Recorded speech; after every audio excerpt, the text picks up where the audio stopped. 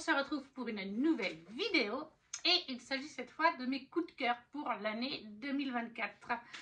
Comme vous le savez, peut-être si vous êtes là depuis un petit moment sur la chaîne, je lis pas mal de livres. En 2024, j'en ai lu plus de 170.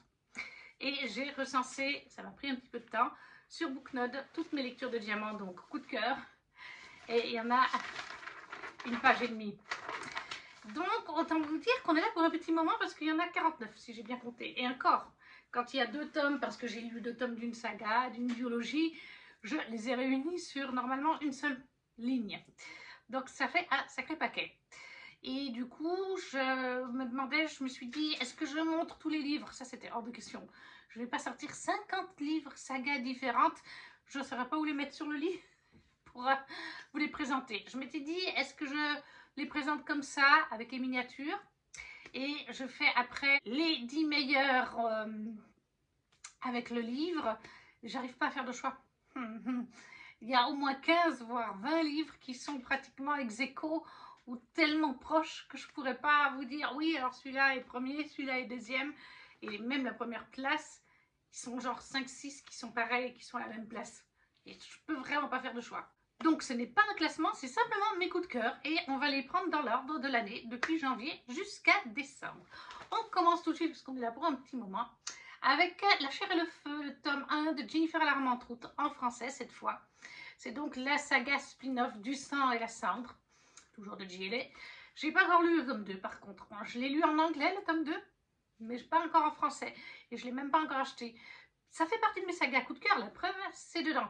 C'est simplement, budgétairement, voilà, je peux pas. Mais j'adore toujours autant ce spin-off. J'aime beaucoup, au final, tout l'univers que JLA a construit autour du sang et la cendre et de son spin-off, avec toutes ces divinités, surtout que bah là, on est vraiment dans le spin-off avec les divinités ou les semi-divinités, alors que dans le sang et la cendre, ça se passe des siècles plus tard et les divinités sont en fait endormies. Donc ça, et je trouve que c'est vraiment le mélanger. Puis on retrouve certains personnages dans La chair et le feu qu'on retrouve maintenant présents dans le tome 4. Si je me rappelle bien, c'est dans le tome 4 qu'on les revoit. Donc ça fait des petits clins d'œil. Franchement, moi j'adore. Je n'ai pas précisé que c'était chez De Saxus pour La chair et le feu. Donc Résonance aux éditions Plume Blanche de Morgane Rugraff. C'est un tome 1 d'une duologie. J'ai le 2e tome à lire, dans ma pile à lire assez prochainement de chez Plume Blanche, puisque je me suis pris le pack. Résonance, c'est une duologie de steampunk, de fantasy adulte aussi. C'est pas à mettre dans les mains de tout le monde. Un univers super bien construit. Le steampunk, c'est pas forcément quelque chose que j'ai beaucoup lu, qui me faisait un petit peu peur, mais au final, ça passe crème.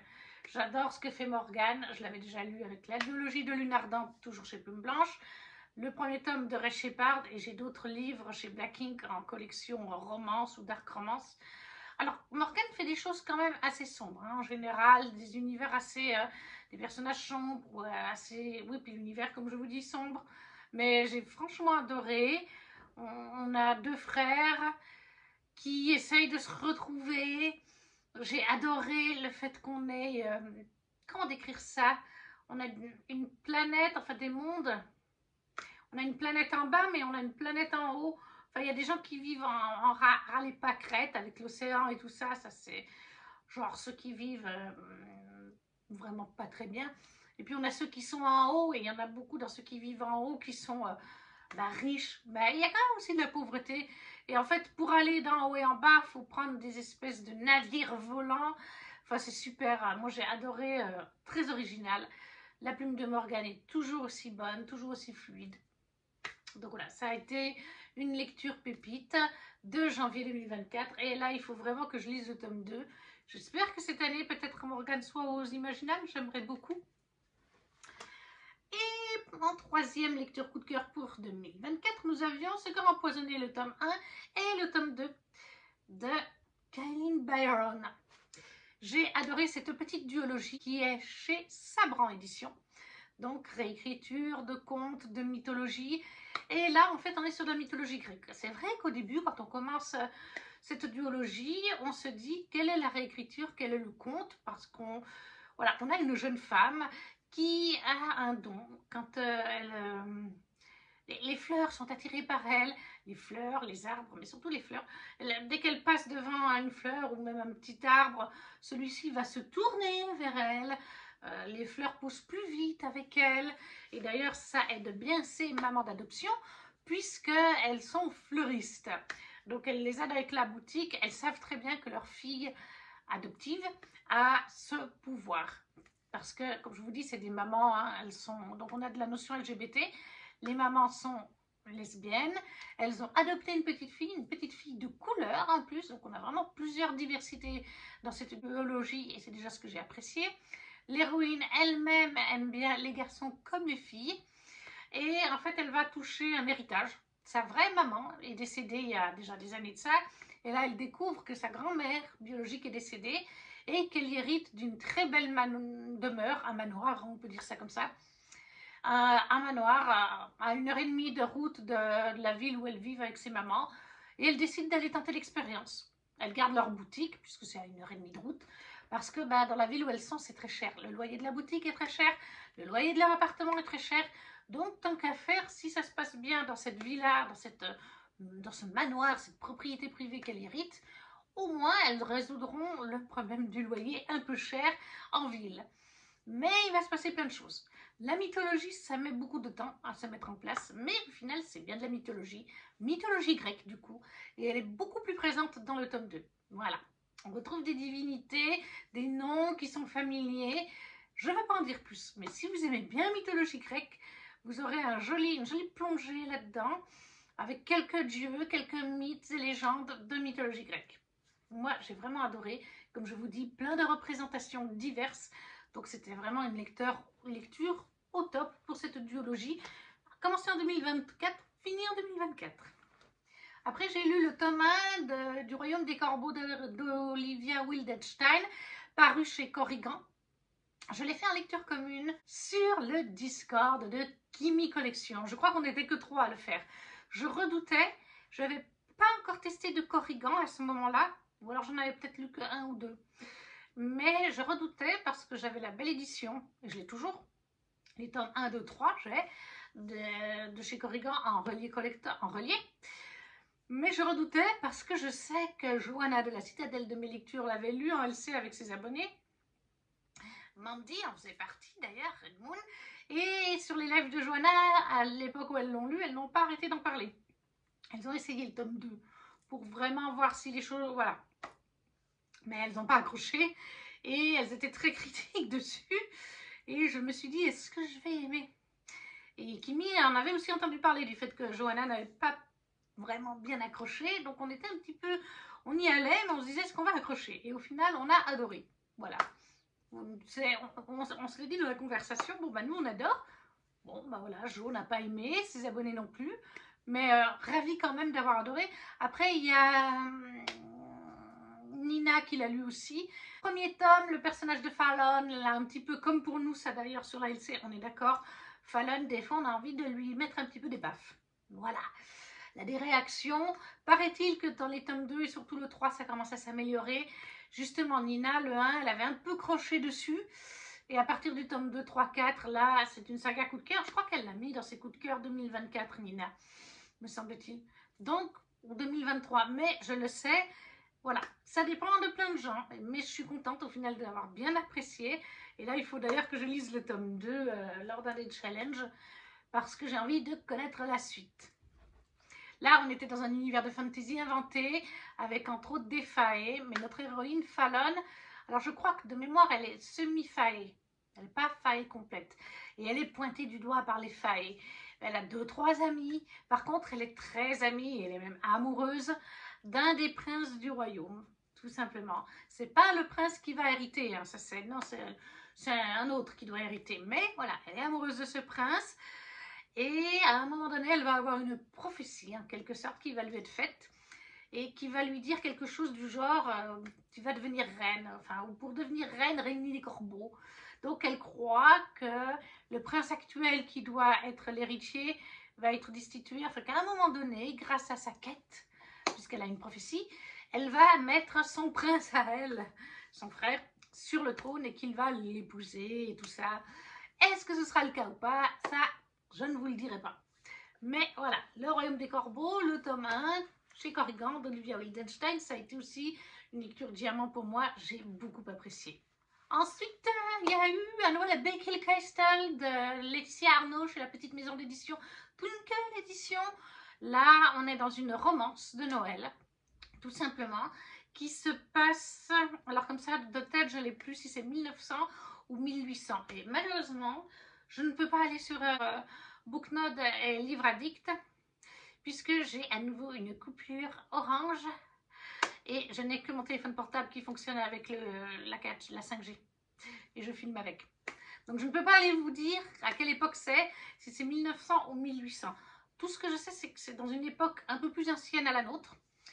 Et j'ai apprécié une nouvelle fois ce Noël à une autre époque. Je trouve que Laetitia, elle fait soit des Noëls récents, dans 25 Faubourg, rue des Étoiles, je crois que c'était comme ça, un titre du genre, toujours chez Twinkle.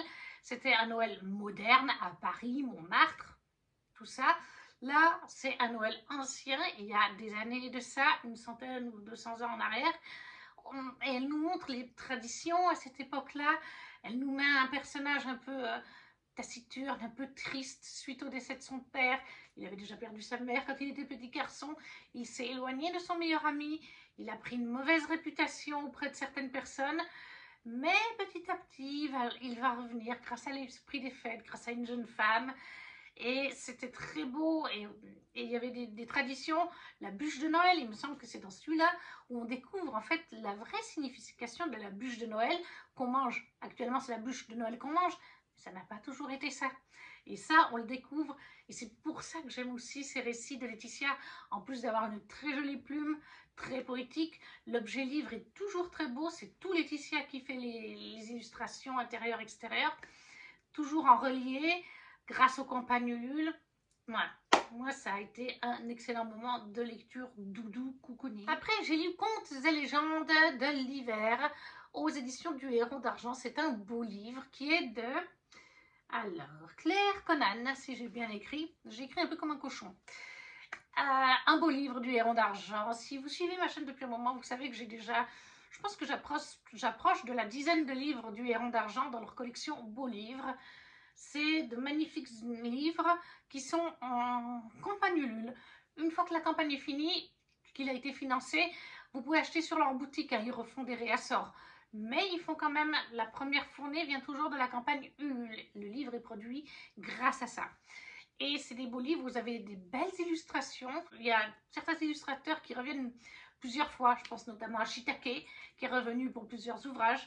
Après, il y en a d'autres qui viennent que pour un, mais il y a toujours de très belles illustrations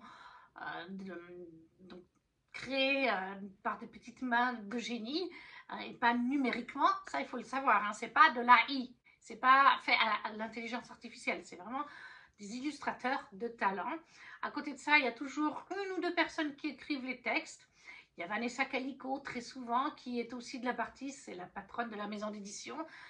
Et là encore, ce livre de contes de Noël, de l'hiver et de Noël, a été un petit moment doudou en plein hiver, vraiment à période de Noël.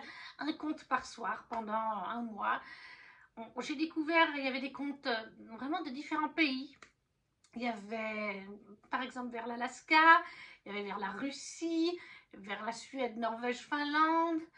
Il me semble-t-il qu'il y a eu peut-être l'Irlande. En tout cas, ça regroupait vraiment, vous voyez, tous les pays de cette partie-là de l'hémisphère. Donc, c'était varié. Et même au niveau des illustrations, vous voyez les différences entre les Inuits hein, ou les Russes. Enfin, on sentait vraiment qu'on était sur des choses différentes, très bien écrites. Très agréable, comme je vous dis, à lire un conte par soir. Moi, de toute façon, les livres du Héron d'Argent, leur collection de beaux livres, je crois que ça a toujours été des coups de cœur. Voilà. Déjà, rien que l'objet livre, il est beau. Mais après, vous avez des contes, vous avez sur les dieux ou d'autres sujets, et vous apprenez aussi des choses. Donc, forcément, pour moi, c'est tout bénef, c'est toujours un coup de cœur, c'est toujours des lectures diamants. Ensuite, j'ai mis le Grimoire d'Elphie, tome 3 d'Audrey Alouette, Midi Ludevin et Arleston. Le Grimoire d'Elphie, c'est toujours un coup de cœur, tout simplement. J'adore, c'est vraiment ma saga de BD favorite. Il n'y a pas à dire. Et ce tome 3 n'a pas fait exception. De quoi parlait le tome 3? Si je me rappelle bien de mémoire comme ça, le tome 3 était le tome sur Noël. Et franchement, bah, c'était l'idéal à lire à la période fin d'hiver 2023, début d'hiver, enfin début 2024. C'est pour ça, hein, ça fait partie des lectures de janvier-février quand on est encore dans l'ambiance noëlesque. Et oui, donc celui-là, c'était vraiment la période de Noël et j'ai adoré. On est allé en Alsace avec les biscuits alsaciens, les marchés alsaciens, tout ça entouré de la magie d'Elfie qui a rencontré d'autres sorcières et c'est la première fois de mémoire qu'elle rencontrait d'autres sorcières. Voilà, les graphiques sont magnifiques, les illustrations de la BD sont magnifiques. Il y a toujours une ou deux petites thématiques dans Elfie. Là, pour ce tome, je ne me rappelle plus. Mais par exemple, pour le premier, il y avait la thématique, par exemple, de la philatélie, des timbres. On nous apprend des petites choses sur ça. Dans le tome 2, c'était par exemple sur les... Pour s'éventer, là, vous savez, pas les paravents, je ne sais plus comment on appelle ça. Eh bien, voilà, on nous apprenait des petites choses vis-à-vis de cet accessoire, des petites gestuelles. C'est toujours le cas avec Elfie. Et alors là, bien sûr, la période de Noël, qui est une période que j'adore, en Alsace, qui plus est, ça pouvait être que plaisant. Ensuite, j'ai lu Kael d'Alexiane Delis aux éditions Plume Blanche, qui est le spin-off de la duologie Tiziri, toujours chez Plume Blanche. En fait, Kael, c'est l'histoire du personnage de Kael, qui est le love interest de Tiziri dans la duologie. Et Kael, on découvre son histoire depuis qu'il était enfant. Ah, je ne peux pas vous dire trop, mais depuis l'enfance. Donc on l'a vu évoluer petit enfant, entre guillemets. On l'a vu évoluer avec certains humains. Et on le voit après beaucoup adulte. Et en fait, Kael a perdu sa mémoire. Ça, c'est vrai qu'on le sait. Il me semble qu'on le sait dans la duologie de Tiziri. Et du coup, là, il retrouve sa mémoire petit à petit. Il va retrouver ses souvenirs. On va lui rendre ses souvenirs. Tout en évoluant sur le tome 1. De mémoire, ça s'arrête sur la fin du tome 1. Peut-être le début du tome 2. Mais en tout cas, ça ne va pas jusqu'au bout de la duologie. Ça ne va pas des années plus tard. C'est vraiment l'avant, quand il est enfant. Et puis tout le début avec Tiziri qui équivaut au tome 1. Mais c'est pas pour autant que ça reste identique au tome 1, sauf qu'on est du point de vue de Kael, loin de là. Puisque comme je vous dis, on commence avec lui quand il est enfant, donc on découvre vraiment des scènes dont il a oublié lui le truc, qu'il n'a pas pu raconter dans Tiziri. Et là, on voit ces scènes-là, on comprend ce qui s'est passé dans le passé. Ce qui nous aide à faire des connexions avec la biologie de Tiziri, à voir les sentiments qu'il a développés. Pour Tiziri, comment ça s'est fait? J'essaye de rester vague parce que Tiziri, il y a vraiment des retournements de situation. Donc voilà, mais Tiziri, c'est une duologie de fantasy, de science-fiction, chez les éditions Plume Blanche, où en fait, on est dans le futur de la Terre. Et un jour, il y a des extraterrestres qui ont débarqué, les écomères. Et ils ont terraformé la Terre et les animaux, les plantes. Tout est devenu, pratiquement tout est devenu hostile à la race humaine. Et il n'y a plus qu'un foyer d'êtres humains, ce qui équivaudrait, d'après ce qu'ils en savent, les êtres humains, ce serait un peu, moi je situerais ça vers l'Afrique, le centre de l'Afrique ou quelque chose comme ça. Et Tiziri a été élevée dans cette optique, hein, voilà, elle est chasseuse. Avec d'autres de son peuple, ils sortent d'un dôme de technologie, la seule technologie qu'il leur reste de leur période humaine, qui les protège des créatures, enfin des animaux hostiles de la nature, parce que comme je vous dis, les écomères ont tout terraformé. Et Tiziri va faire des découvertes, notamment une fois où elle va atterrir au bord de l'océan. Sauf qu'il n'a pas la couleur je crois qu'il n'a pas la couleur qu'il est... Enfin, il n'est pas censé se trouver là. Il n'est pas censé se trouver là. Vis-à-vis des cartes qu'ils ont de l'Afrique et tout ça, il n'est pas censé se trouver là. Et la lune, ou les lunes, je ne sais plus, ne sont pas censées se trouver à cette distance, à cet emplacement. Donc Tiziri commence à se poser des questions. Qu'est-ce qu'on leur a dit? Pourquoi les choses ne sont pas placées comme elles étaient censées l'être? Et petit à petit, elle va faire plein de découvertes. Mais je ne vous en dirai pas plus. On est clairement avec Kael, tout comme Tiziri, sur des vibes de Avatar. Si vous aimez Avatar, vous allez aimer Kael et donc Tiziri. Je vous conseille quand même pour lire Kael de lire la duologie de Tiziri avant. Ce serait dommage de se priver. Après, il peut quand même se lire ça. Vous pouvez. C'est juste que personnellement, je trouve dommage. C'est super bien écrit. Il y a des messages écologiques. Il y a des messages sur les différences de peuples. ou même les différences de couleur au sein d'un peuple, puisque Tiziri est une albinos, et même au sein de son peuple, elle est pointée du doigt comme une anomalie.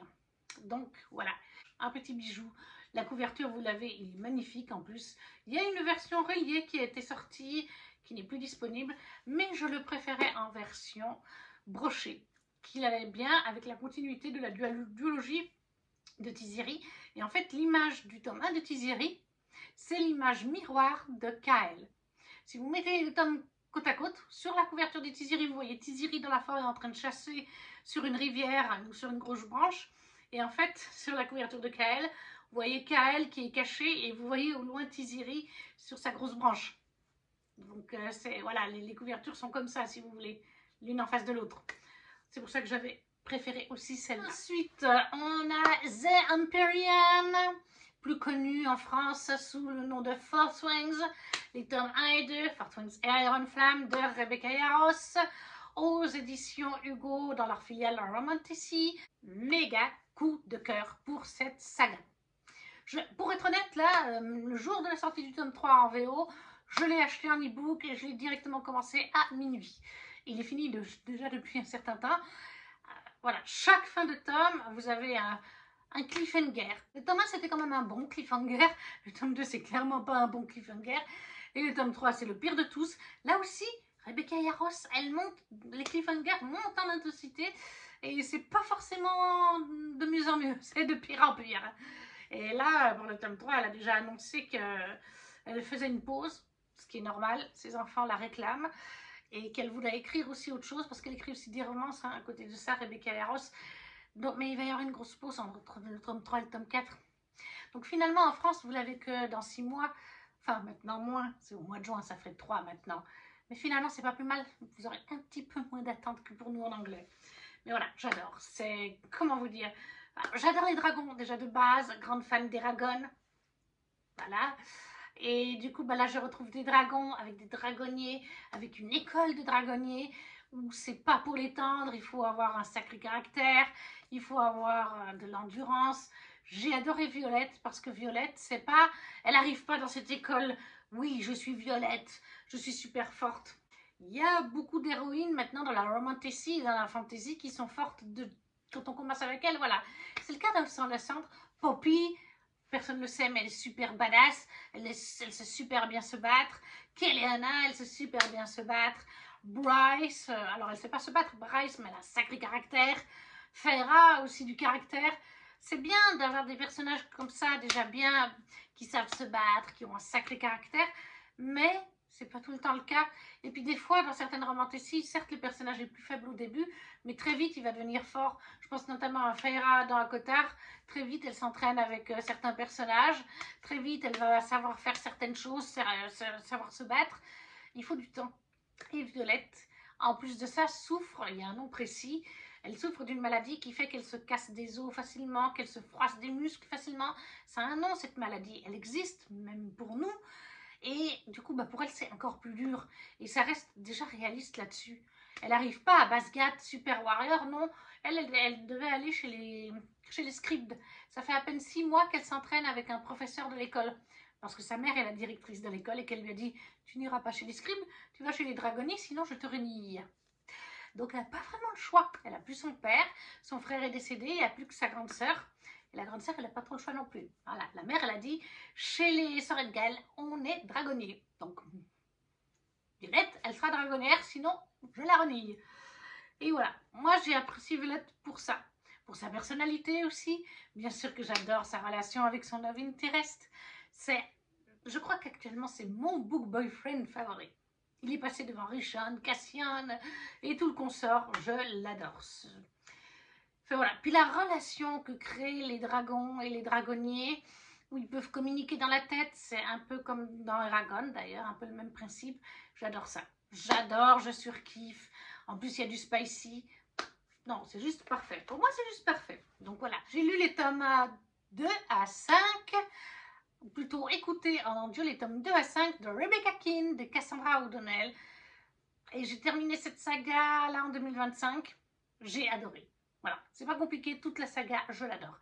J'adore l'humour de Rebecca. Elle est Franchement, il y a vraiment des moments, des petites phrases d'humour ou des petites choses qu'elle fait qui me faisaient mais pouffer de rire en conduisant.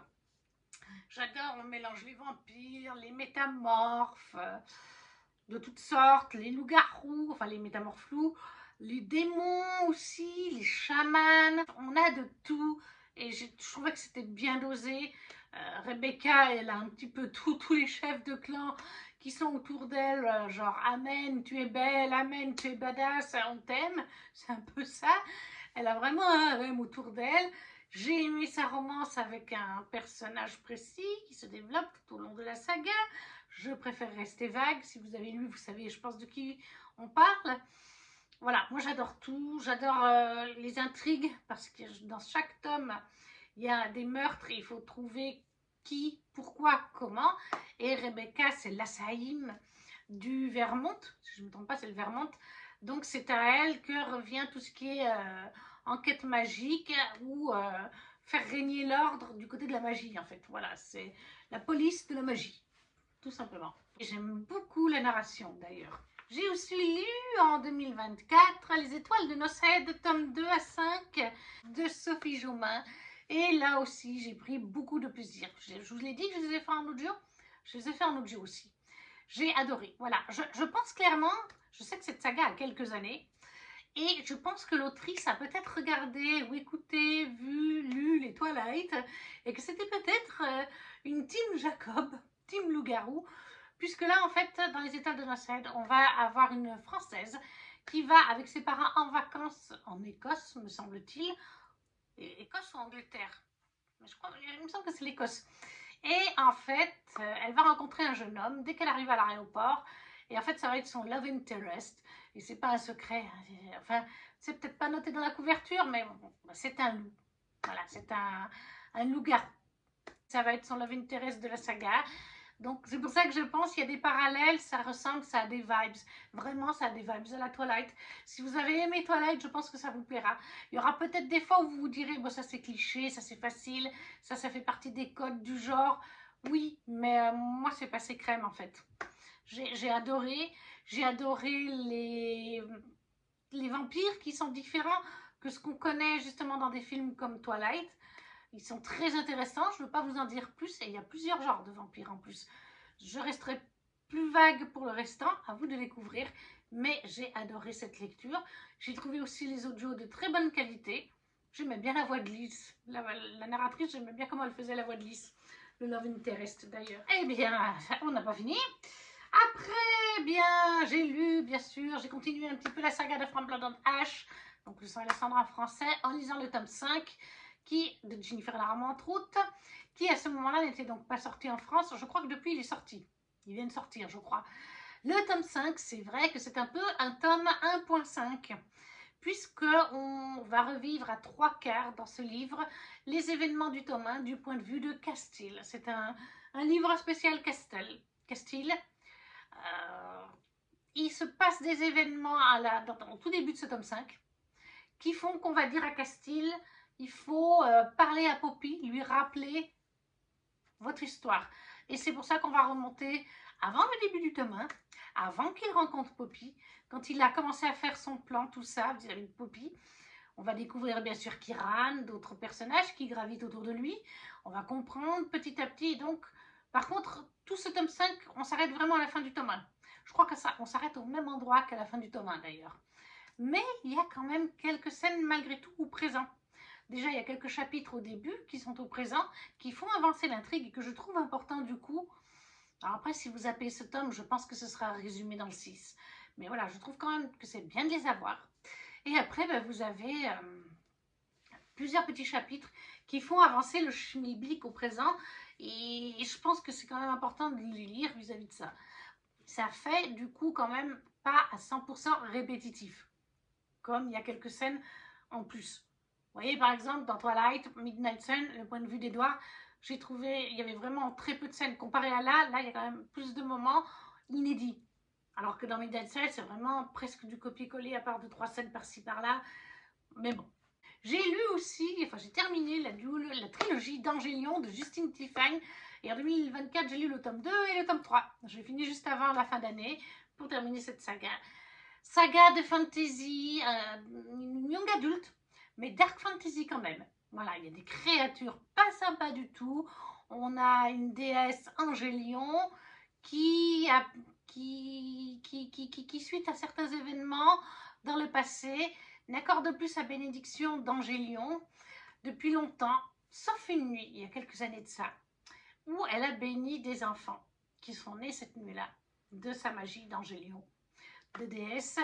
Et on a là-dedans le Fenrir qui se bat contre Angélion, qui essaye d'avoir ses enfants avec des pouvoirs pour exploiter leur magie d'Angélion.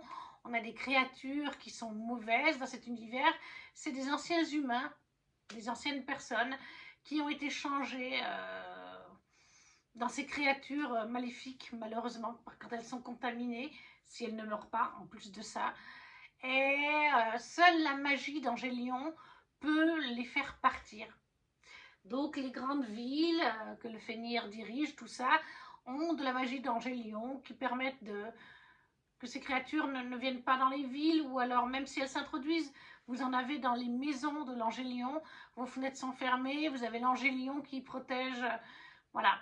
C'est un univers super bien construit, il y a donc de la mythologie avec des dieux, des déesses, il y a des créatures pas très sympathiques, comme je vous dis, il y a un tout petit peu d'amour, mais c'est pas ce qui domine, mais il y a un petit peu de romance quand même.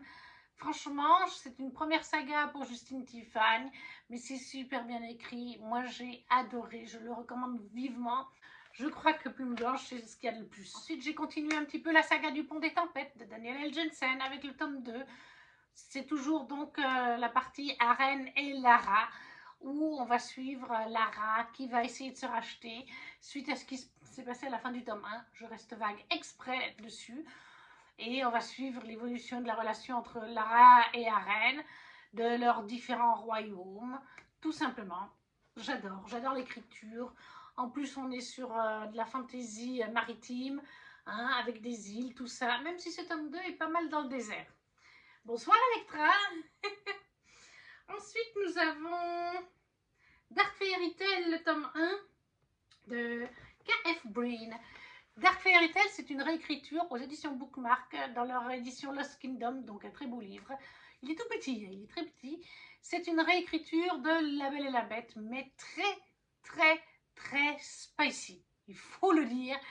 Moi, j'adore ça. Plus il y en a, plus j'adore. Donc ça va vraiment pas déranger, mais je sais que ça a dérangé des gens, parce que oui, clairement, à un moment donné, vous êtes dans le château de la Bête, et vous avez une espèce de partouze géante avec les gens qui vivent au château, des démons, et vous avez tout d'un coup 3 ou 4 personnages qui sont en train de faire... Enfin, c'est une orgie, c'est une partouze géante, oui, il y a de tout. Et notre Belle arrive là-dedans et découvre des choses, hein, comme je vous dis, ils sont sans gêne, hein, ils sont là, matés, les uns les autres se matent, enfin, bref. Mais il y a quand même un fond d'histoire, hein, oui, il y a quand même une intrigue qui est développée, que moi j'ai appréciée. Il y a aussi question de dragon, mais je n'en dirai pas plus, et j'ai quand même très hâte de lire la suite. En fait, ça n'a pas été un véritable coup de cœur dans le sens où j'ai pas mis 20 sur 20. Mais je l'ai mis en diamant et je le mets en coup de cœur parce que j'ai mis 18. Parce qu'il y aurait pu avoir un tout petit peu plus de développement d'histoire. Comme je vous dis, il y a beaucoup de spicy. Mais c'est une lecture coupable, comme j'appelle ça. C'est un coup de cœur, même sans être parfait. Et même moi, je reconnais que c'est pas parfait, mais c'est un coup de cœur malgré tout. Ensuite, j'ai lu en VO Crescent City, le tome 3 de Sarah J. Maas. Est-ce que j'ai besoin de présenter Sarah J. Maas, Crescent City? Énorme coup de cœur, j'attendais ce tome 3 en VO avec grande impatience depuis que je l'avais lu en VO à sa sortie. Avec ce gros cliffhanger de fou qu'on a eu à la fin du tome 2. Et vraiment, cette femme, c'est un génie pour moi. Avec ce qu'elle a fait, elle a créé tout un multiverse. Je ne rentrerai pas dans les détails, de toute façon, maintenant, on le sait que c'est un multiverse entre toutes ces sagas. Mais je le trouve super bien construit. Et j'aime toujours autant Bryce. C'est toujours mon personnage féminin favori. Ça, c'est ma Bryce. Voilà, elle est là. Avec Violette aussi, maintenant. Bryce, Hunt, Run. Que des chouchous. Vraiment, saga pépite. Là, pour l'instant, je l'ai lu en VO, je ne l'ai pas encore lu en français. J'ai lu aussi Les Accords corrompus, le tome 3 et 4 de Kelly Sinclair, toujours chez Bookmark. Là aussi, j'ai passé un très bon moment. J'ai fini donc la saga principale. J'ai encore un livre bonus avec des nouvelles, mais je sais que c'est sur d'autres personnages de la saga. C'est pas sur les deux protagonistes et notre héroïne. Mais j'ai adoré cette saga avec deux royaumes. Un qui se passe glacion, donc un royaume de glace, de neige, de froid, et le royaume du soleil, du chaud. Glacium est... Eh ben, j'ai un blanc. Je ne peux pas aller chercher sur internet comme je vous filme. Mais j'ai adoré, voilà, ces deux royaumes ennemis, mais qui ont fait la paix depuis quelques années. Mais il s'est passé quelque chose au début du tome 1. Et puis Olina, notre héroïne, veut résoudre une enquête, un meurtre qui a lieu au tout début du tome. Et elle va trouver des alliés là où elle ne pensait pas en avoir. Elle va faire des découvertes sur elle-même. Et j'ai trouvé aussi qu'il y avait un côté fun family aussi avec cette saga. C'est ce qui m'a aussi beaucoup plu. Ça reste du young adulte, donc oui, il y a un peu de bataille et tout ça, mais ça reste assez soft, assez gentil. Mais moi, j'ai beaucoup aimé. Je trouve que ça se lit tout seul, très vite. Vraiment, je le conseille si vous aimez les fantasy young adultes avec un peu de romance. Plus on avance dans la saga, plus il y en a, c'est vrai. Mais oui, c'est de la romantasy quand même. Mais c'est pas le centre du truc, hein, la romance. C'est une partie seulement. Ensuite, un coup de cœur, Le Royaume des damnés, le tome 3 de Kerry Maniscalco chez De Saxus. J'ai adoré ce troisième tome. C'est clairement mon préféré de la trilogie. On est parti sur complètement autre chose. Je crois que c'est dans le tome 2 qu'on découvre totalement autre chose, ou dans le tome 3 même, je ne sais plus. Mais voilà, on est avec des sorcières et on est avec les démons, y compris les 7 démons péchés capitaux: colère, gourmandise, famine. Bref, vous voyez, ces péchés capitaux là. Non, c'est peut-être pas, non, famine, c'est pas un péché capitaux, pardon, mais gourmandise, colère, envie. Voilà, j'ai adoré la romance qui s'est développée entre notre sorcière et notre démon. Je me rappelle plus les prénoms, par contre, je m'excuse, j'ai un petit blanc. Mais oui, je les ai adorés. Ce tome 3, j'ai adoré parce qu'il y a plus de spicy. On va pas se le cacher, c'est le tome où il y en a le plus. Dans le tome 1, vous n'en avez pas du tout.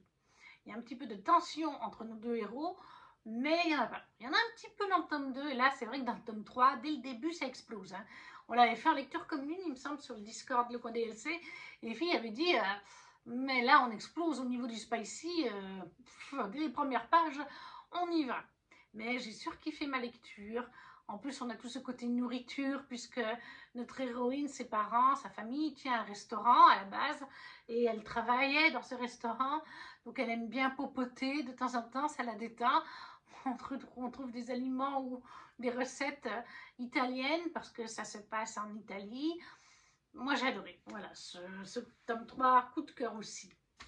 C'était pas le cas du premier, je crois que c'était une très bonne lecture, mais pas un coup de cœur. Mais celui-là, ça l'est. J'ai aussi lu les McCoy, tome 3 à 6. J'ai terminé cette saga d'Alexiane Thiel chez Hugo, format poche. Ah, j'ai adoré cette saga. Je dois dire par contre que j'ai eu... Ça, tous les tomes ont été des coups de cœur. Mais j'ai une préférence pour les tomes 1 et 2 et la romance de Phèdre et de Caleb. Voilà, ils ont volé mon cœur.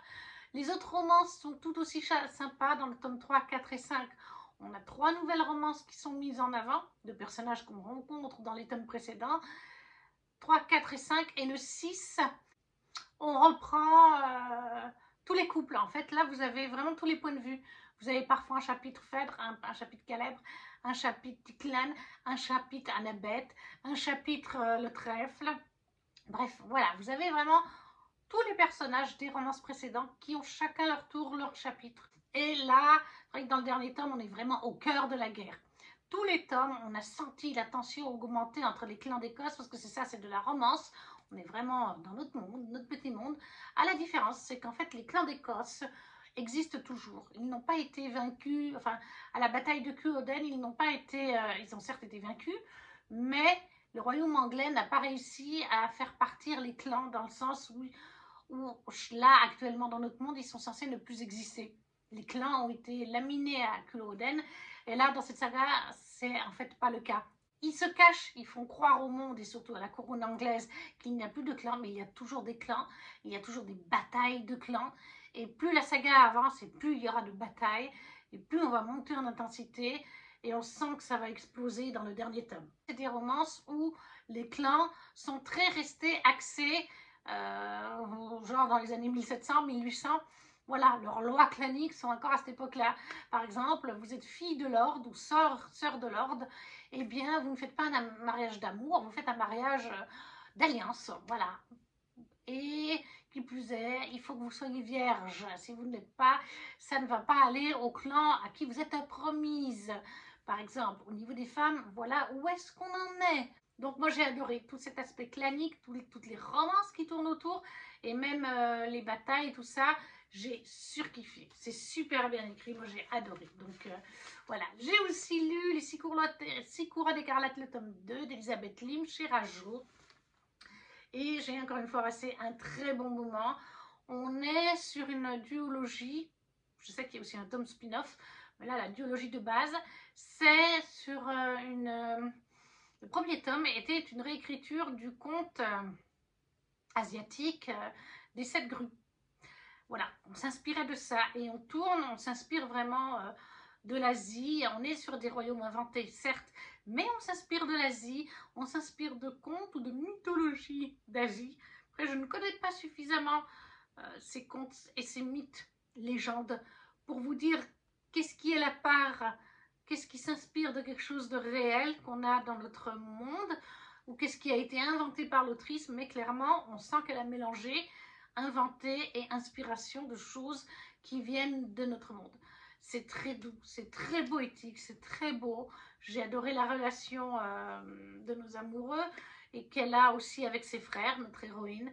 Donc vraiment, puis il y a aussi un dragon, les dragons d'Asie, qui sont différents des dragons occidentaux.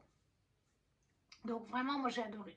J'ai aussi fini la duologie de L'Engrange-Temps de Neil Pfeiffer, qui est chez Hachette, je crois. Je ne vais pas vous dire de bêtises. J'ai adoré, comme pour le tome 1, tout autant que le tome 1, même si là on part sur une autre intrigue. Notre héroïne, elle est partie à la fin du tome 1. Je ne peux pas trop vous en dire, sinon ça vous spoil vraiment tout ce qui se passe dans le tome 1, mais elle ne se sent pas à sa place à quelque part, et c'est le cas, et elle ne peut rien y faire. C'est vraiment le cas aussi. Du coup, elle va choisir de partir pour un autre royaume, pour étudier les engrange-temps, tout ça, parce qu'elle a un don spécial qui lui vient de son papa, qui lui a appris à manier dans cet univers magique, en fait. Enfin, il n'y a pas vraiment de magie, mais on a des... Si, il y a de la magie, il y a des sorcières. On a, en fait, tout ce qui est horloge, montre, etc. Beaucoup d'entre elles sont des engrange-temps. Elles sont dotées d'une portion d'âme que le créateur leur met lors de la création de l'horloge, la montre, et ça fait qu'elles peuvent parler, penser. Elles ne voient pas, par contre, c'est des montres, c'est des horloges, mais elles entendent. Et elles sont beaucoup au château où se passe le tome 1 pour écouter, pour savoir si tout d'un coup il y a des complots qui se font et tout ça.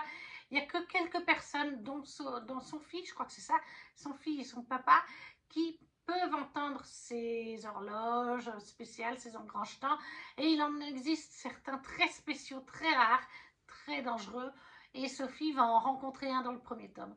J'ai adoré ce deuxième tome. On part sur une autre intrigue, même si c'est lié à la première quand même, ça reste indépendant. Grosso, ouais, c'est quand même indépendant. On rencontre de nouveaux personnages que j'ai beaucoup appréciés. C'est super bien écrit et ça peut se lire à partir de 13 ans en plus. C'est super fluide, le livre en plus est magnifique.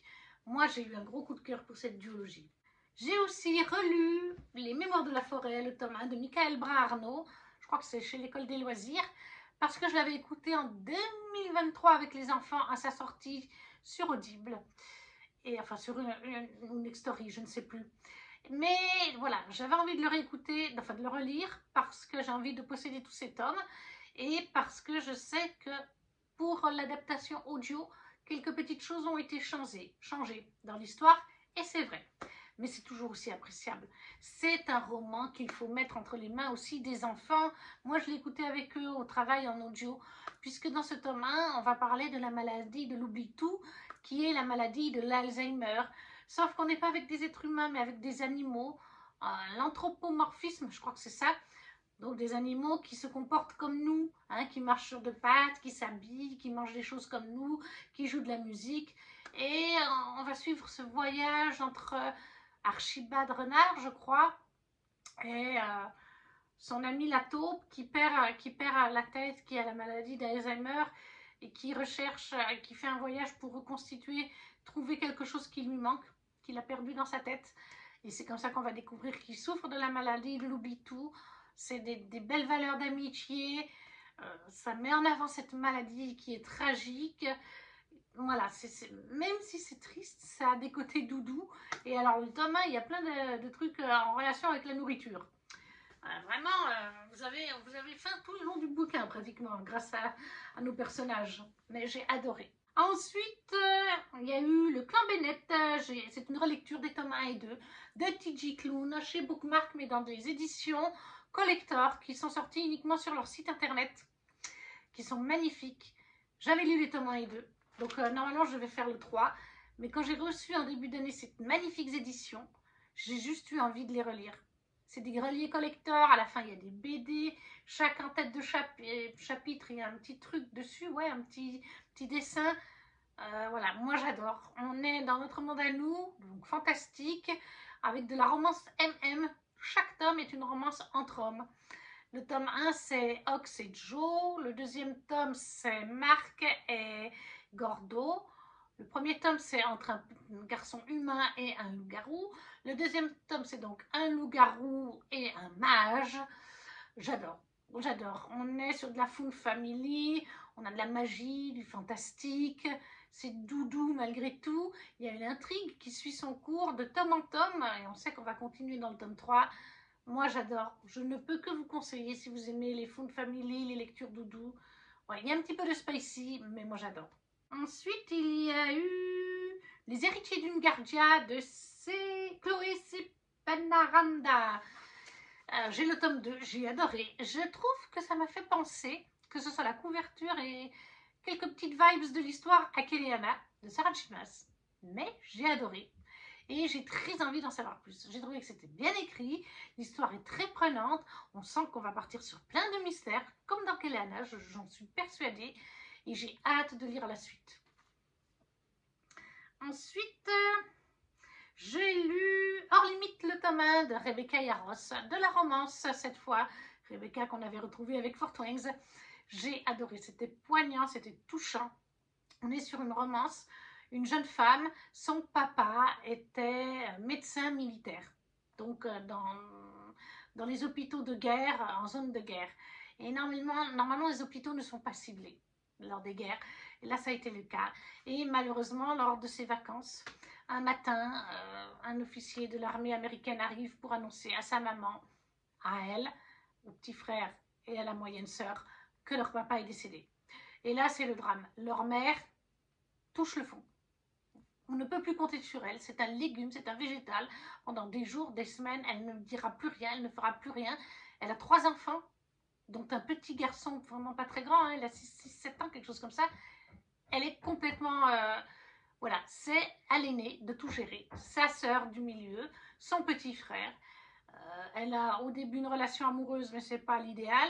Et elle va revoir un garçon pour qui elle craquait il y a quelques années au lycée. Et comme par hasard, ça va créer une romance entre les deux. C'était très beau, c'était très touchant.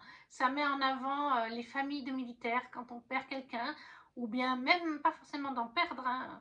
À un moment donné, on a une très belle scène avec le retour de militaires après des mois d'absence, qui est aussi très belle à lire. Vraiment, c'était très bien fait. Ensuite, je vous les mets ensemble parce que voilà, j'ai lu Mon coloc fait son cinéma d'Anatrice. Je ne vous avais pas encore parlé d'Anatrice, ça arrive. Mon coloc fait son cinéma déjanté, romance déjantée. Il faut le prendre comme ça, c'est vraiment le cas, c'est loufoque, c'est déjanté. Comme d'habitude avec Anna, c'est bourré d'humour, c'est bourré de spicy aussi. Et l'univers de Mon coloc fait son cinéma est connecté avec Robin et Valentin, la duologie qui existe maintenant chez Hugo et chez Black Ink. Hugo en format poche, Black Ink en grand format. Mon coloc, lui, est sorti pour l'instant que chez Black Ink en brochet. Et donc, en fait, j'ai lu Mon coloc, mais je savais, on m'avait dit après, on m'a dit juste après, et j'ai compris les références, qu'il y avait des petits clins d'œil à Robin et Valentin, et en effet, c'est dans le même univers, si on peut dire ça comme ça, mais ça se lit indépendamment. Robin et Valentin, là, on est tout aussi déjanté sur certains points, mais on a des sujets beaucoup plus sérieux. Robin a vécu des choses pas faciles, c'est une mère célibataire.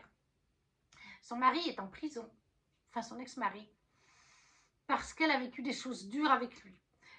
Je ne veux pas rentrer plus dans les détails, je pense qu'on peut comprendre un petit peu. Mais voilà, il y a ça. Elle a vécu d'autres choses difficiles au niveau de sa santé. C'est Anna-Trice, ça c'est souvent le cas. Il y a souvent des thématiques très fortes dans ces romans, plus d'autres thématiques peut-être moins fortes, mais qui sont aussi abordées. Par exemple, c'est dans Mon coloc fait son cinéma, oui c'est ça, une des amies de notre héroïne est enceinte. Et donc, Anna nous met des petites choses sur une femme enceinte.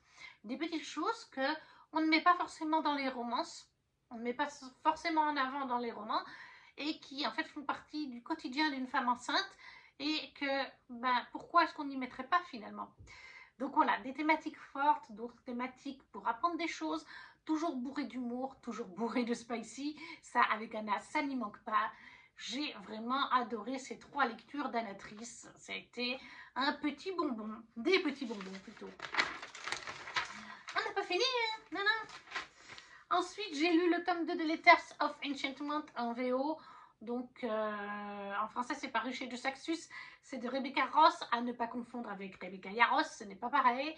Et ce tome 2, on est en fait sur une relation épistolaire entre 2 personnages qui s'écrivent, mais ils ne savent pas, en tout cas au début, ils ne savent pas qu'ils s'écrivent mutuellement, surtout l'héroïne. Elle ne sait pas qu'elle écrit à son rival au journal où ils travaillent tous les deux. Ils sont rivaux. Et en fait, ils s'écrivent et ils tombent amoureux. Là, c'est le tome 2. Je l'ai trouvé tout aussi bon, mais j'ai quand même préféré le premier. Voilà. Je ne peux pas rentrer dans les détails. Mais par contre, le deuxième tome, on est vraiment au cœur de la guerre. Voilà. Il se passe plein de choses. À la fin du premier aussi, mais là, dans le deuxième aussi, on est au cœur de la guerre. Il y a des moments pas faciles à vivre pour nos 2 personnages. Mais leur romance est toujours aussi jolie et touchante. J'ai aussi commencé la saga des Sans Destin, le tome 1 de Daniel L. Jensen, chez Brajlon, là aussi. J'ai beaucoup aimé, puisque là, on est sur de la mythologie nordique, inspiration mythologie nordique. Odin, Hela et compagnie. Mais on n'est pas sur notre terre, par contre. Mais les dieux sont les mêmes, avec les mêmes caractéristiques. En fait, certains personnages, pas tous, mais parfois un dieu va prendre sous son aile un personnage qui va lui donner un pouvoir qui est lié à lui. Et notre héroïne, elle est dans ce cas, mais on lui a toujours caché la vérité. Elle ne doit pas l'utiliser, elle doit se montrer discrète. Et au fil de ce tome, on va découvrir pourquoi ses parents n'ont jamais voulu qu'elle utilise ses dons, pourquoi ils ont voulu qu'elle reste discrète. Au début du premier tome, elle est mariée avec un con fini de viking. Et en fait, elle va se retrouver finalement à se marier avec un chef de clan, qui est beaucoup plus vieux qu'elle. Mais elle va lier une relation, une attirance avec son fils. Et c'est mutuel. Donc, vous voyez, c'est un petit peu le bourbier. Là aussi, il y a des scènes de spicy, mais ça domine pas non plus. Enfin, je trouve que c'est pas dominant. J'ai adoré tout cet aspect mythologie nordique que je connais moins. J'ai adoré cet aspect viking aussi, qui était très bon. Bref, super bien écrit. Daniel L. Jensen, je l'aime dans tout ce qu'elle fait, de toute façon. J'ai aussi lu le tome 3 des Carnets de cerises de Joris Chambellan et Aurélie Nayette. Et ça a été un très bon moment. C'est mon tome favori actuellement des Carnets de cerises. J'ai adoré. Il se passe aussi à Noël. Voilà. Mais il se passe aussi à Noël et j'ai adoré la thématique de Noël, les illustrations sous la neige avec Cerise et ses 2 meilleures amies qui enquêtent ensemble. Dans le tome 2, il y avait une de ses amies qui m'avait un peu frité, dans le tome 1 et surtout dans le tome 2. Et là, ça va mieux. J'ai adoré leur relation qui est belle, toute douce, touchante. L'enquête qu'elle mène avec une jeune femme était très belle aussi. Cerise qui se pose des questions, qui a un certain malaise en elle. Je vais rester très vague, mais il était touchant. Je l'ai adoré. J'ai ensuite lu Nos âmes tourmentées de Morgane Moncomble. Je le redoutais d'aller sur ce livre, hein, parce que je sais qu'il en a fait pleurer plus d'une. Hein, et c'est vrai qu'il est très très émouvant. Là aussi, on a une thématique très forte. Il y a un gros avertissement sur ce livre. Je ne le dirai pas parce que ça vous spoilerait, mais l'héroïne a vécu des choses difficiles dans sa vie et ne les a pas forcément surmontées, même si elle pense qu'elle l'a fait. Et elle va revenir dans sa ville d'enfance, suite au décès de sa mère. Et les choses vont remonter à la surface, mais elle aura des amis et surtout un love interest avec qui elle va nouer des liens, qui sera là pour l'aider. Lui-même a une situation pas facile, il est en train de régler certaines choses, je reste très vague. C'était une super histoire, en plus là-dedans il y a un petit personnage, je ne peux pas vous en dire plus, et moi j'adore quand il y a ce genre de petits personnages dans les romances, je trouve que ça apporte quelque chose en plus. Donc j'ai super adoré cette lecture qui est super émouvante. Oui, ça c'est clair qu'elle n'est pas facile à lire. Si vous êtes concerné par ce genre de sujet, c'est sûr que je pense que c'est encore plus émotionnellement difficile de le lire, mais il est très beau et il est très bien écrit. Très bon moment de lecture. J'ai aussi lu La passeuse de mots, le tome 3 de Jennifer et Alric Twice, sorti chez Hachette en e-book. Parce que moi j'attends que le tome 3 sorte en collector, moi je les prends en relié. J'ai toujours autant adoré, j'adore la plume de Jennifer et Alric. Je n'arrive pas à savoir lequel écrit quel passage ou quel personnage. Leurs plumes se marient bien, c'est le cas de le dire, ils sont mari et femme, ça vaudrait mieux. J'adore cet univers, j'adore Aria. Une bonne partie de ce tome 3 n'est pas facile pour elle. Vu ce qu'elle a appris à la fin du tome 2, la claque qu'elle s'est pris, tout le groupe s'est pris des claques à la fin du tome 2. Il faut remonter la pente et on sent que c'est un tome où tout le monde doit remonter la pente petit à petit et pour Aria ça va prendre énormément de temps. Il est très psychologique du coup j'ai trouvé, mais il est très beau, l'écriture est toujours aussi belle, le développement de l'histoire, des intrigues, des créatures, de tout ça est toujours aussi intéressant. Moi ça me plaît toujours autant. J'ai aussi commencé les Campus Drivers. Ah non, j'ai continué les Campus Drivers avec le tome 2 de C. Squill, qui a aussi été un coup de cœur, qui est une romance tout à fait classique dans notre univers. J'ai adoré. La plume de C. Squill, je l'adore. Là, je découvre avec cette saga. Et là, j'ai adoré parce que nos deux héros, l'héroïne est mordue de lecture. Elle a même un club de lecture. Et elle lise de la romance. Et Donovan, lui, c'était un coureur de jupons et suite à un événement, je ne vous dirai pas lequel, il décide de se remettre un peu en question et il voudrait trouver une petite copine. Et en fait, les petites copines de sa bande de potes vont lui dire, va demander à notre, je crois que c'est la colocatrice d'une d'entre elles, va lui demander. Elle lit de la romance, donc elle doit savoir comment faire pour trouver une petite copine. Et en fait, ça part de là. Au début, elle ne veut pas l'aider. Elle va finalement l'aider. Et j'ai adoré parce que Donovan va se mettre en fait à lire des romances pour intégrer entre autres le club de lecture. Et en fait, au final, il va adorer ça. Et en plus, j'adore l'humour du gars parce que bien sûr, c'est des romances où il y a des scènes de olé olé, de spicy. Et des fois, c'est vrai, dans certaines scènes de spicy, les autrices, elles sont là, elles prennent des termes qu'on ne prend pas du tout dans la vie de tous les jours pour parler du kiki, de tout ça. Et Donovan est là, qui c'est qui parle comme ça pendant l'acte? Qui c'est qui pense comme ça pendant l'acte avec ce genre de mots? Donc ouais, c'était super drôle, c'était super... Il y a encore une thématique. Voilà, il y a dessous, notre héroïne cache des petites choses et puis Donovan, il a vécu quelques petites choses dans sa famille. Je reste vague volontairement, mais il y a quand même donc des thématiques sous-jacentes là-dessous et c'est ce qui fait que j'apprécie aussi. J'ai lu les tomes 2, ou plutôt j'ai écouté en audio avec Chiara et Raphaël, les tomes 1 et 2 de Magic Charlie, de Audrey Alouette. J'avais lu le tome 1 de toute façon en e-book il y a quelques années, et là on a fini même en 2025 le tome 3. J'ai adoré ces deux premiers tomes, toute la saga de toute façon, et ils sont super bien faits. En audio, les audios sont topissimes, les enfants ont adoré. J'adore aussi l'humour qu'il y a dedans, tout le côté magie bien sûr, c'est Voilà, on a l'impression, pour le premier tome, c'est un peu découverte d'un Harry Potter version française, puisque ça se passe en France. C'est aussi ça que j'ai adoré. J'adore aussi certaines références. Par exemple, on a Butternut. On a par exemple un nom de famille qui est Butternut. La Butternut, c'est un nom de courge. À un autre moment, je ne saurais plus vous dire, mais il y a plusieurs fois des mots... Ah bah oui, par exemple, il y a un personnage secondaire qui est Madame Rumpelstiltskin.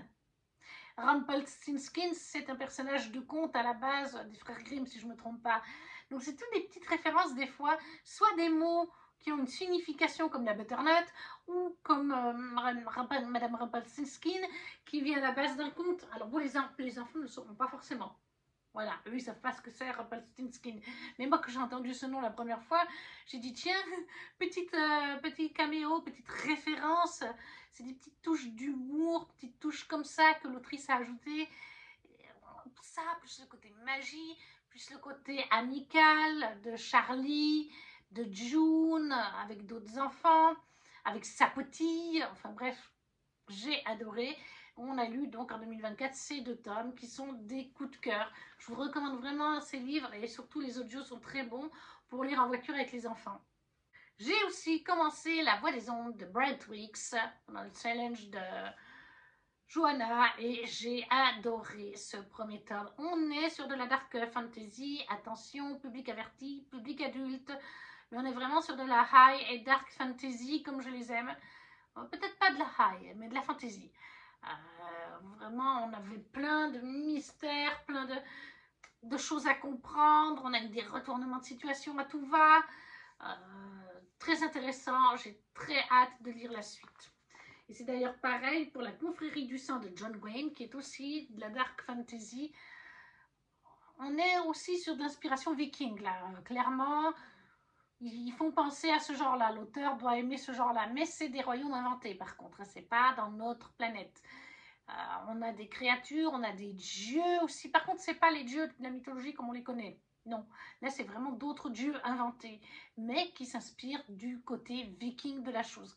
Et j'ai adoré. C'est aussi adulte, mature, hein, comme je vous dis, dark fantasy. Il y a du sang, il y a de la violence, il y a des intrigues politiques, il y en a plusieurs. J'ai beaucoup aimé, que ce soit l'un ou l'autre que je viens de vous citer. Je ne sais plus dans quelle maison d'édition ils sont. Mais j'ai adoré, c'est très intrigue politique, très il y a plein d'histoires, de sous-histoires. C'est très intriguant et j'ai hâte de lire la suite. J'ai aussi lu en 2024 Extincta de Victor Dixon, qui est la dernière histoire d'amour en format poche, ça s'appelle comme ça. Et c'est simple, on est sur la fin de la planète Terre. La planète Terre va disparaître. Il reste je ne sais plus combien d'heures à la planète avant... je ne sais pas si elle va exploser ou en tout cas la surface va avoir un cataclysme, gaz, machin, tout ça. Et il y a déjà eu plusieurs fois, en tout cas une fois, un cataclysme sur la Terre où tout l'écosystème a été bouleversé. Il n'y a plus qu'un certain pourcentage de la population qui existe. Ce livre est vraiment... il faut le lire. C'est une claque sur l'écologie. C'est une claque sur notre planète, sur l'écologie, sur les animaux. Je pense que ça pourrait clairement être le genre de choses qui arrivent dans des millénaires et des millénaires, mais si on ne fait pas attention. Et en plus de ça, Victor Dixon a mis en avant, dans chaque page, en tout cas sur le format poche, dans chaque bas de page, vous avez des noms en latin. Et j'ai fait des recherches pour voir un peu si ça avait du sens. Et oui, c'est des animaux, des fois des bactéries, des petits organismes, des fois microscopiques, mais des fois des plus grosses choses comme des serpents, etc. Et Victor dit bien à la fin que tous ces animaux listés en latin, un par page, et je crois qu'il fait plus de 500 pages le livre, c'est tous des animaux qui sont considérés disparus depuis plus de 4 ans, qu'on n'a pas vu de spécimens depuis plus de 4 ou 5 ans. Donc éteints potentiellement. Ça fait peur. Même si c'est des machins microscopiques, des fois, ça fait peur. Non, vraiment, ce livre, il faut le lire. Et il est connecté avec Cogito. Je conseille de lire Cogito en premier, pour la fin de ce roman où il y a quelque chose qui se connecte à Cogito. Après, j'ai lu aussi Witchwalker, le tome 1 de Charissa Wicks, que j'ai adoré, fantasy, romantasy, polaire pour ce tome 1, où on va suivre une jeune fille. Déjà, ce que j'ai adoré, c'est qu'elle est sourde. Sourde ou muette, je ne sais plus où les deux. Non, je crois qu'elle est sourde. Donc, elle parle en langage de signes. Et dans ce royaume polaire, il y a le chasseur, le faucheur de sorcières qui, une fois par année, je crois, je ne sais plus si c'est une fois par année ou si c'est tous les 2-3 ans, vient prendre une sorcière, puisque les jeunes femmes, beaucoup d'entre elles ont des dons de sorcellerie, et on ne les revoit plus jamais. Et le faucheur de sorcières a pris la grande sœur de notre héroïne il y a quelques années, et là, cette année, elle a décidé qu'elle va se venger. Elle va capturer le faucheur de sorcières, c'est le jour où il doit venir, et lui faire avouer où est sa sœur et le tuer. Voilà ce qu'elle a décidé de faire. Elle croit posséder une arme qui lui permettra de le tuer. Mais ça ne va pas se passer comme ça. Le royaume va être envahi par des agresseurs et elle va devoir s'allier au faucheur de sorcières pour sauver le roi, le royaume surtout, et sa sœur dans la même, puisqu'elle est aux ordres du roi. J'ai adoré, tout simplement, super romanticime. Moi, j'attends, j'ai le 2 à ma palle, donc je vais me mettre. J'ai lu L'Empire du Vampire, le tome 2 de J. Christophe chez De Saxus. Énorme coup de cœur là aussi, encore plus je crois que pour le tome 1. C'est de la dark fantasy adulte, hein, donc attention, il y a du sang, il y a du sexe, il y a de la violence, mais c'est tellement bien écrit. J. Christophe a vraiment fait un chef-d'œuvre avec cette saga. Je crois que ce sera une trilogie. Il y a des retournements de situation, il y a des choses que je ne vois pas venir. On s'attache à beaucoup de personnages, pas les méchants bien sûr. Ouais, franchement, moi ça me laisse sur les fesses. Cette saga me laisse sur les fesses. Et même si c'est un gros bébé, ben moi je le lis sans problème. Je l'adore. J'ai aussi lu les tomes 1 et 2 de L'Ange déchu de Marion Aubry chez Plume Blanche à nouveau, que j'ai adoré. Je vais vous résumer ça comme ça. Vous connaissez la série Supernatural? Vous avez aimé la série Supernatural, les démons et surtout les aspects anges? Allez lire Marion Aubry, L'Ange déchu. Vous êtes tout à fait dans ce genre d'ambiance. Les saisons où Dean et Castel avec les anges, tout ça, vous êtes dedans. Totalement. J'ai adoré. Et puis c'est un côté post-apocalyptique. On est avec Lucifer, Gabriel, les archanges, les anges. On est tous sur ce... Voilà. On est avec des humains qui luttent contre les démons, les vampires, toutes les créatures dans un monde post-apocalyptique, comme je vous dis. C'est vraiment l'enfer sur Terre. Hein. Vaut mieux pas vivre sur la planète Terre à cette époque-là. On est dans le futur de la planète, hein, donc, bien sûr. J'ai adoré, il me reste le tome 3 d'ailleurs à lire. Ensuite, j'ai aussi commencé de Victor Dixon en audio, mais il faudra que je me procure la version reliée. Agence Perdido. Super audio, de super qualité, super bien fait. Et le relié, il est magnifique aussi parce que Raphaël, il se l'est pris en relié au travail. Il l'a lu. Oui, il avait 1 an de moins que ce que Victor conseille. Il le conseille à partir de 11 ans. Mais il l'a surkiffé. C'est son livre favori à l'heure actuelle. Il veut rencontrer Victor Dixon, c'est pour vous dire à quel point, lui comme moi, et puis sa maman aussi, on a adoré Agence Perdido. Même si c'est un roman jeunesse, il est topissime. Dans Agence Perdido, on va traiter avec les croque-morts, les croque-mitaines, pardon, les croque-mitaines. Et notre héroïne va découvrir que les croque-mitaines existent et elle va être engagée dans l'agence de Madame Perdido, qui cherche les objets perdus par les croque-mitaines. Il y en a certains qui sont bien flippants. Je pense notamment à Miss Bisturi qui était bien flippante en audio. J'ai aussi continué All Souls, le tome 3 de Deborah Harkness. À la base, je pensais qu'il n'y en avait que 3. J'ai découvert qu'il y avait un tome 4 spin-off et qu'un tome 5 vient de sortir sur nos personnages. On est là dans du fantastique, romantique quand même, fantastique, puisqu'on est sur notre planète. On va suivre une sorcière qui s'est reniée sorcière depuis la mort de ses parents.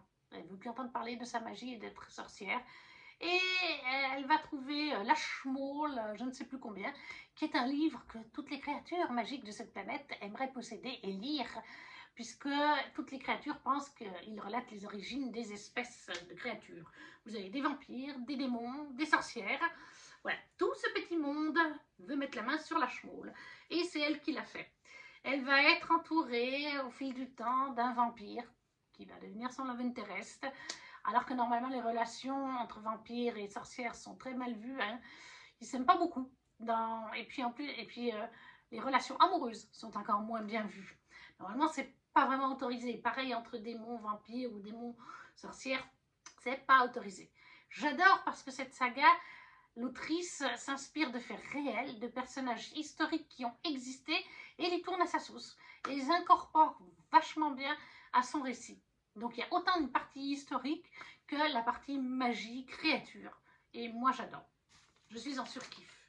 J'ai aussi lu...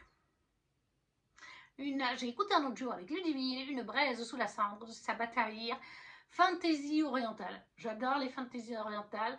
C'est une romantécie et j'ai adoré. J'ai adoré le personnage d'Elias Virturius. J'ai adoré Laia. J'ai hâte de découvrir la suite. Bon, bah, pour être honnête, on est en train de lire en audio le tome 2 avec Ludivine actuellement. J'adore. Moi, de toute façon, les fantaisies orientales, j'ai adoré Le Faiseur de Rêves, j'ai adoré Daivabad. Moi, voilà, les fantaisies Rosen aussi, de Laetitia Danae. J'adore tout ce qui est fantaisie orientale, donc j'y vais avec plaisir. Les effrits, les pouvoirs magiques, les combats, voilà. Moi, j'adore. J'ai lu aussi le premier tome du collector, enfin du relié de La romance presque parfaite d'une accro à Noël, de Laura S. Wilde. Et j'ai adoré. C'est une petite romance de Noël doudou, voilà. Il n'y a pas forcément à aller chercher midi à 14 h avec des thèmes cachés ou des trucs poignants qui vont faire pleurer. Non, là c'est vraiment juste une petite romance doudou, comme on peut en voir dans beaucoup de téléfilms. Mais moi j'adore. En période de Noël, j'adore.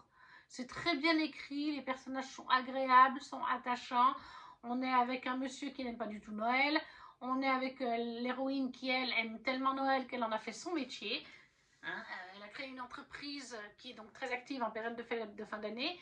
Pendant l'année, bah, elle crée les décors avec son équipe et tout ça. Elles font les décorations pour les grands hôtels de New York, des choses comme ça. Et elle doit être interviewée en fait par Monsieur Grumpy, tout simplement. Et elle va l'inviter à venir passer quelques jours chez elle, dans sa petite ville qui aime tellement Noël. Tous les villageois adorent Noël, c'est super bien décoré, c'est dans la neige. Enfin voilà, si on aime Noël, comme c'est mon cas, je pense qu'on peut que aimer la romance presque parfaite d'une accro à Noël de Laura S. Wilde. J'ai aussi lu Far in the Sky, c'est un livre Fairyloot, j'espère qu'il sera traduit en français, de Sophie Jordan. C'est un tome 1 et là aussi on a des dragons, mais des dragons très différents. Ce sont des dragons, je ne peux pas vous dire comment, mais je les ai trouvés très originaux.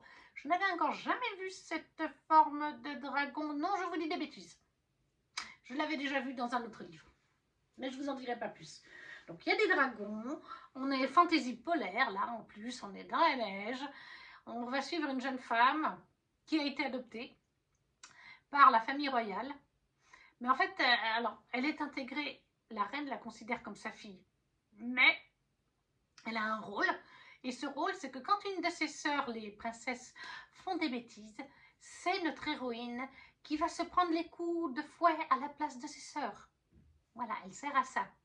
Et un jour, un des alliés, des alliés du royaume, enfin, il vit dans le royaume, c'est un duc ou un seigneur du royaume qui a sous sa garnison énormément de guerriers, veut épouser une des princesses. Et le père ne veut pas lui donner en fait une de ses filles pour alliance parce que ça lui donnerait trop de pouvoir auprès de son conseil de guerre. Donc il lui donne en fait sa fille d'adoption. Donc voilà, et il va la prendre assez rapidement. Mais voilà, il y a quand même de la romance entre eux. Je resterai vague. J'espère que ce sera traduit en français parce que j'ai beaucoup aimé leur romance. J'ai beaucoup aimé ces dragons différents, le côté polaire. Je pense que, et puis je lis tout seul, même en anglais, j'ai tout compris. Il était super addictif, super fluide. Et on va arriver à la fin. J'ai gardé deux des meilleurs pour la fin. Quand je vous ai dit qu'on n'avait pas beaucoup parlé d'Anatrice, bonjour, parlons d'Anatrice. J'ai lu le tome 1 de Nos Jeux Clairs Obscurs, qui est une romance, une dark romance chez Black Ink Edition d'Anna. Et c'est ma première vraie dark romance. Et j'ai pris quand même du high level, hein, mais je le savais. Johanna en avait parlé parce qu'elle l'a lu en 2024 aussi. Et elle avait dit qu'il faut s'accrocher. Mais je suis comme Johanna, on doit avoir un côté sadique parce que j'ai adoré ce tome 1. Pourtant, le personnage de Sandro, il n'est pas clean dans sa tête, hein, on le sent. Mais malgré tout, eh ben, c'est addictif, c'est super fluide, c'est super bon, c'est du Anatrice. Alors là, c'est super sombre. Je vous parle même pas du tome 2, on en parlera en 2025. Je l'ai lu en 2025. C'est sombre, c'est très sombre, mais c'est tellement bien écrit. C'est très spicy aussi, c'est très vulgaire aussi, mais c'est très bien écrit. Et on a des thématiques qui sont abordées, plusieurs. On en découvre certaines dans le tome 1, les autres dans le tome 2. Et il y a des retournements de situation, mais c'est du Anatrice. Mais j'étais comme ça à la fin du tome 1. Je ne vous parle même pas de la fin du tome 2. Voilà, super bon, mais dark romance. Faire attention. Voilà, mais c'est vrai que quand on finit la duologie, on est là, super bon, super, j'ai adoré. Après, on se dit quand même, Johanna, elle disait ça, et c'est vrai que moi, j'ai pensé pareil. Est-ce que je suis bien dans ma tête pour avoir adoré ce truc? Mais c'est du Anna. Anna, voilà, Anna, elle est là.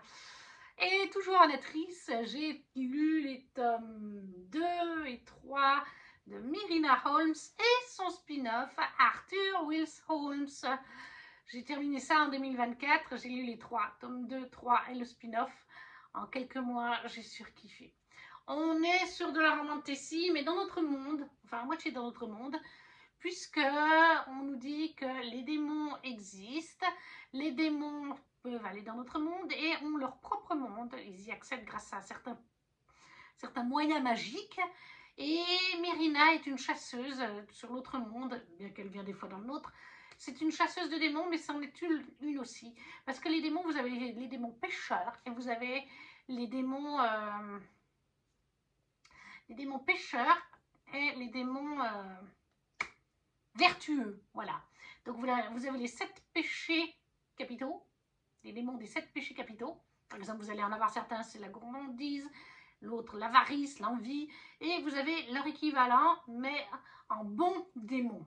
Voilà, genre le démon de la justice, voilà, etc. Et Myrina, elle, c'est une moitié-moitié, elle a un côté justice vertueux, et son autre parent c'était un pêcheur. Donc, elle a un vice et une vertu.